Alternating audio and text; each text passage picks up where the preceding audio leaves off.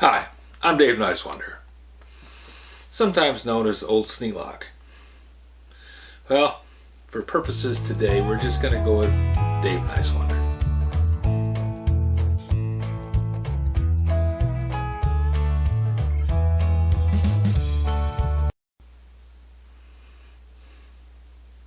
Humans are short-lived beings. 105, 106, that's old for a human. The Earth, we're talking millions of years. So,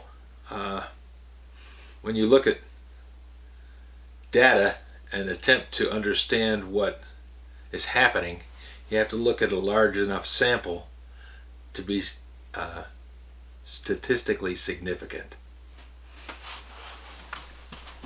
In the 60s, I used to go down to the ice skating rink, and we would go ice skating and play pom-pom pull away and hockey, and we did that in November, early November. In the 70s, we had snowfall, huge snowfalls. We rode snowmobiles, so we paid a lot of attention to what the snow was, and we quite often had 2 or 3 feet of snow. In the 80s, mid-80s, I went out and I played golf on Christmas Day at the Coldwater Lake Country Club. It was in the 60s, no snow. Grass was deader than a doornail, but you know, we did it anyways just because we could.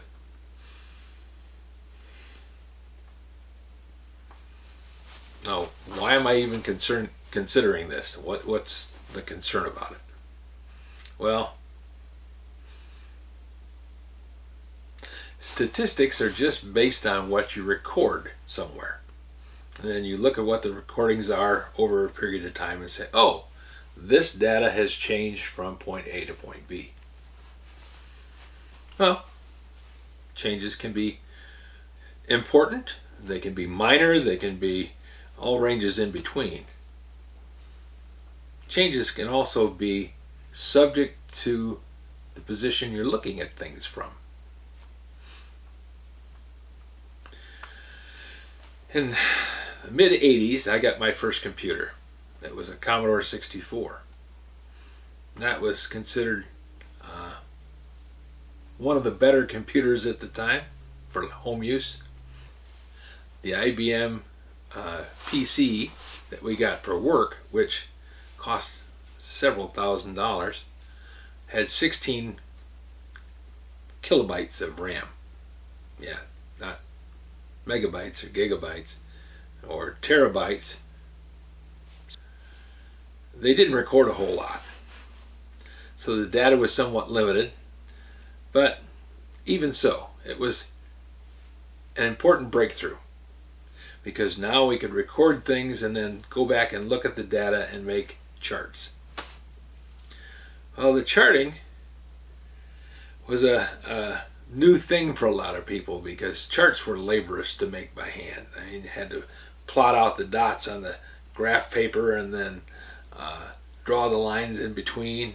With a computer, you could just say chart. Wasn't quite that simple. In 1986, they didn't have any programs written. You had to write them yourself for everything. So anyways, had a computer at home, Commodore 64. I also bought a Model 100, Radio Shack Model 100 portable computer. Still have it.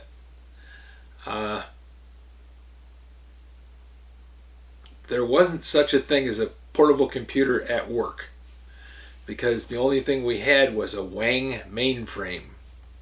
It was about as big as a chest freezer, and it gave you zeros and ones, and you could take that and translate that into numbers and read the card, and it could tell you something. Very slowly, very laboriously, very hard to do. The Commodore 64 and the Model 100 even was just a matter of typing on a keyboard, typing in the numbers, writing it out in English. The programming was in BASIC. which English. So now all of a sudden I was able to do things that I had never been able to do before, like correlate all the data that I was getting in every day, because it was a requirement that we recorded the furnace temp, the gas usage, the water usage, the power, electrical power usage. Accounting loved it. Accounting had records coming out their ears. They had ledger books full of things, and now they were able to type them in on a daily basis and come up with numbers. So that was a cool thing. It made it a lot easier to manage the company. We found a few things that we could change the status on and make them more efficient, and it improved life. But it also caused a few problems, because people got to the point where they just believed, well, the data is the data, and why wouldn't I believe it? It's there in black and white. Well, one of the things that I did was record downtime. And the downtime was just recorded by every supervisor whenever his department or piece of equipment or whatever went down. He wrote down press number 3 down for 0.5 hours to change burner controls, whatever. And same thing for remelt and anodize and everything in the plant. They all recorded this. Well, all that data went up front and was recorded in ledgers, because we had a IBM PC, but there was only one person who could run it, and that was the accountant. And he couldn't keep up with all that data. So it was written down in ledgers. I don't know why they thought ledgers were faster, but anybody could put something in a ledger, I guess. It was a multiplication of effort. So I also recorded the downtime. I got the data from the presses. I got the data from my people. Every time they worked on something, they told me what they did, and I knew pretty closely every day what the downtime was. And we were at like 0.15%, which is 1.5 of 1%. That's pretty low, considering if you remember the amount of downtime they had every time the main line blew on the number 4 press. There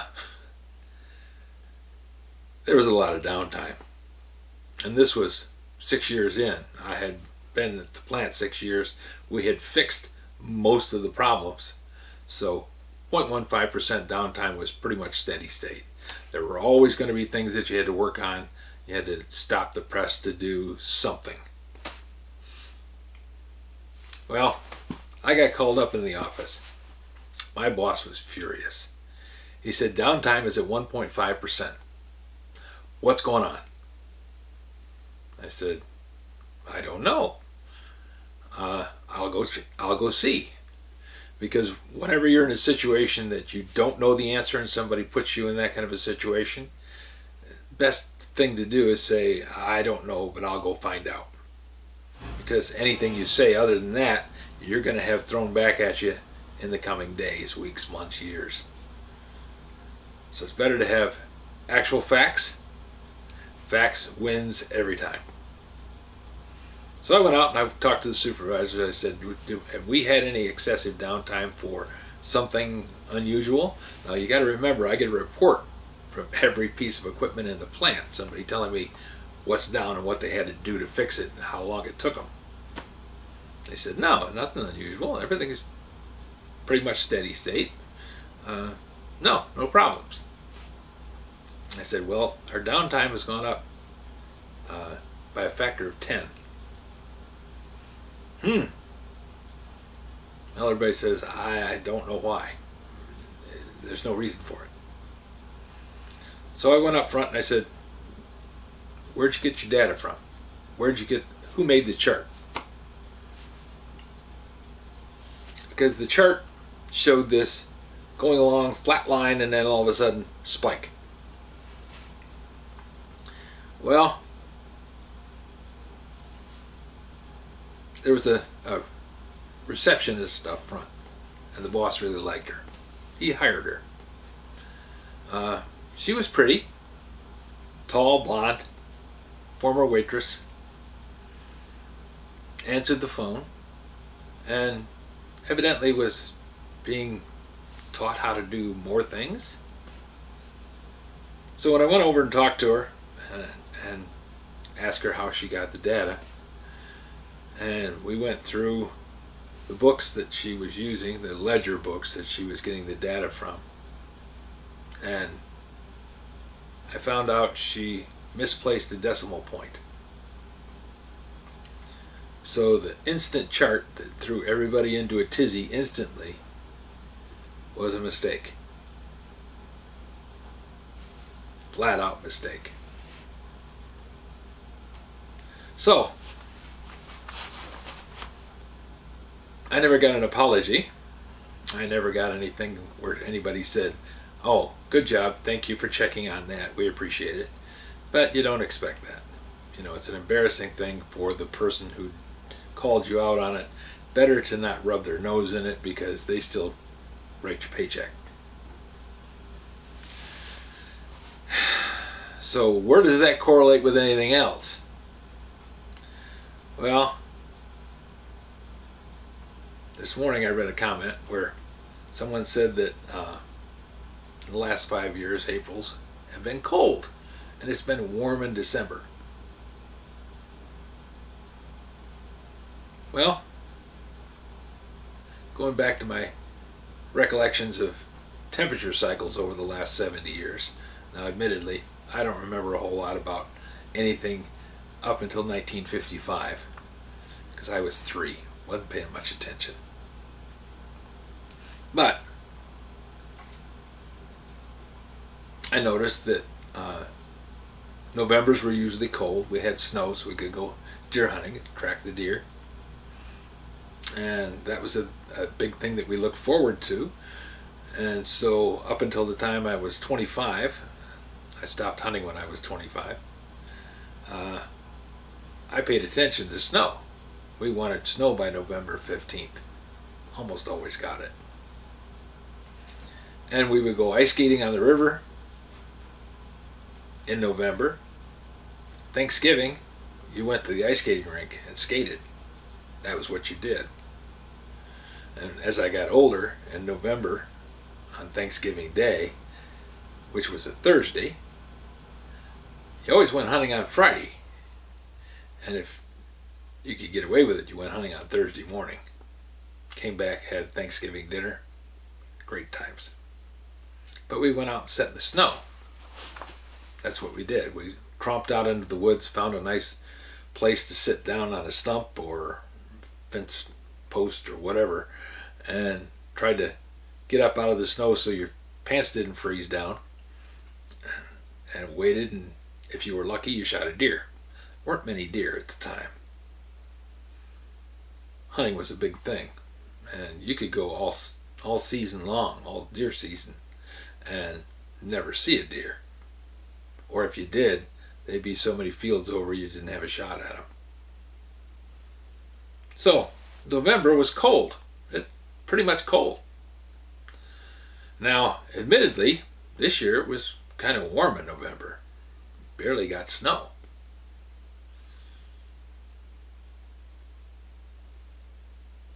And I'm hearing constantly about global warming. How we're creating greenhouse gases and creating temperature increases in the earth, and we're all going to die. Okay. Well, 30 years ago they were saying in 10 years the world's going to burn up. I think it's still here. I'm not on fire yet. I kind of noticed those things. So, why is the data so funny? Why is the temperature going up when I'm not noticing it as much as some people think it is? Because it's still cold. Now, it's March. You have thaws in March.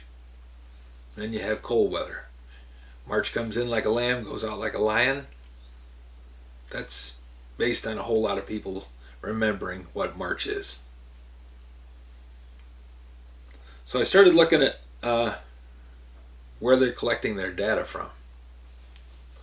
Now, this is only my understanding of things, and I could be wrong because, every once in a while somebody shifts a decimal point and the whole world goes crazy. But be that as it may, when I worked at WBCK, I was a radio advertising salesperson. Talk about a high-level job. The DJ would go out and record the temperature. They had a little weather station outside the office, and it was in a wooden box so that the sunlight wouldn't hit it and heat up the thermometer. Of course, it hit the box and heated up the box, which heated up the thermometer, but wasn't exact science. We had a DJ who wrote a number down, pretty much like the people doing the recording on the presses, downtime presses, on the presses. So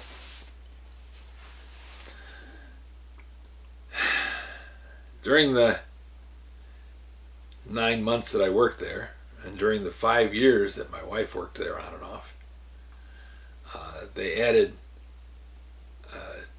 office trailer behind the building for more office space. And that set real close to the thermometer, because the thermometer was close to the building, so the DJ could just step outside, open the door, and get the recording, record the numbers.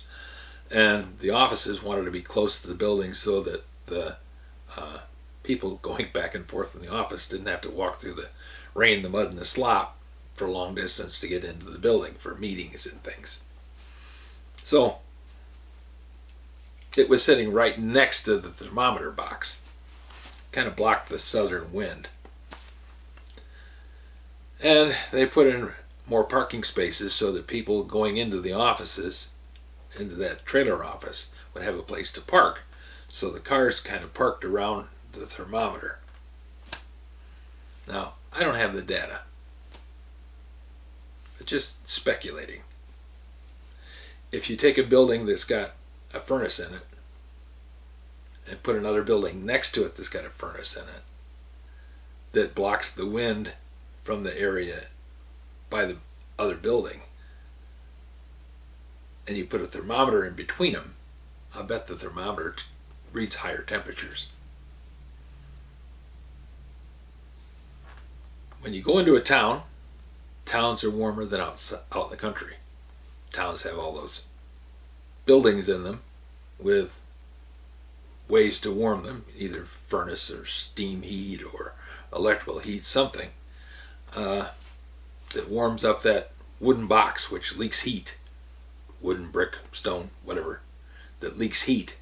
So the outside temperature around that wooden box is warmer. And if you have your thermometers at the weather station, which is the local TV station, the local radio station, maybe the fire department, might be the police department, there might be an office of city engineer which keeps a record of the temperature. I don't know. But the way we get our weather news is usually from the television or radio. So they're recording all this data. And their offices are in the towns. Now, if they drove 10 miles out of town and went to a thermometer which was sitting in a place that was not disturbed for the last 100 years, I'd say that your data is pretty much okay. It's going to be relatively consistent with the actual temperature. But if you have it in a city, which in the last 100 years has gone from having 100 people to a few thousand or a few 100,000 or in the case of New York City, millions, I'll bet it's warmer there. Bet it's warmer there. And that thermometer is reading the temperature there. It's not moving around. It's always going to get the reading from there. And somebody's going to take that number and they're going to write it down and they're going to put it in a chart and they're going to say, look at this chart. Oh my God. Well, the other thing that the computer does for you, getting back to the computers let you make charts real easy. It used to be a real pain in the butt. When I was in high school making a chart, oh God, that was a rotten homework assignment. Because you had to take all the data and you had to take the graph paper and you had to mark it out. Every data point on that chart had to be marked out by hand. And then you had to draw lines between the dots. And you were supposed to try and understand the data based on that. Well, since charts were kind of a pain, you didn't draw a full-scale chart every time. You know, if you were talking about temperature, you'd only take the temperature range that you normally work in. You know, and so your chart would be, say, 20 below to 70, maybe 85 or 90 if you're in the warmer climes. So your chart would have that much space to work in. Well, temperature is infinite. I mean, you can get it up as high as you want, but all your data is going to be down here at the bottom. So you really try and reduce the amount of spots on your chart and make the chart as small as you can. One, so that you can set it on your desk. Two, so that you don't have this huge piece of paper. And three, so that it shows the data in a much easier to understand format. Kind of amplifies what the changes are. Because if your chart is measuring temperature increases and you're taking the average temperature, you take all this data, which goes from, in the wintertime, 20 below to 85, 90 above zero, and you chart that out, the average temperature is going to run right in around a 3-degree band. So if you have a 1-degree increase in a 3-degree band, it goes from, say, average temperature of 65 to an average temperature of 66. That jumps up and goes halfway up the chart.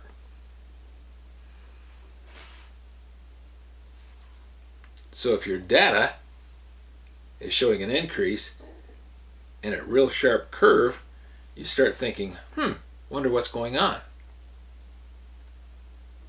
That's when I go back and I look at where are you getting your data from? Who's doing the data collection? Where are they storing it? And what's it doing? And it's a lot easier to attribute things to, I hesitate to say incompetence, but mistaken conclusions than it is to finding evil machinations in the entire world. Now, this is just my opinion, and I've been wrong before.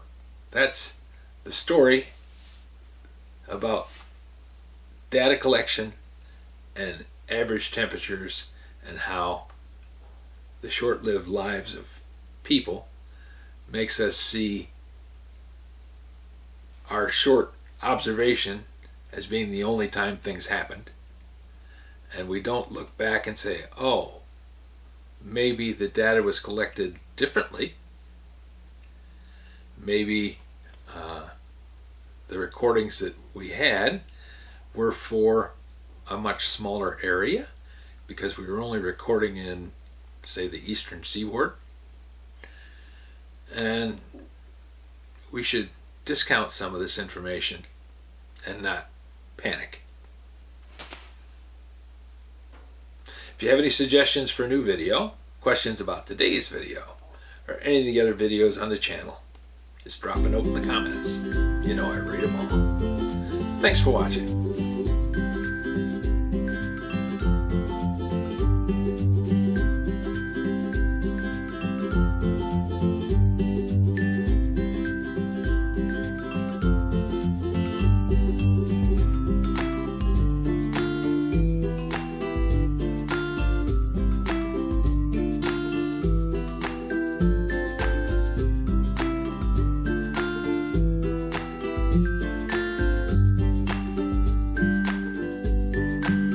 This video is not to be viewed by anyone under the age of 13 in the U.S. or 16 in the European Union, without the express written permission of the parents or legal guardians of the underage person. Such written permission must be on file at the local government entity in charge of enforcing the rules and regulations established by the FTC.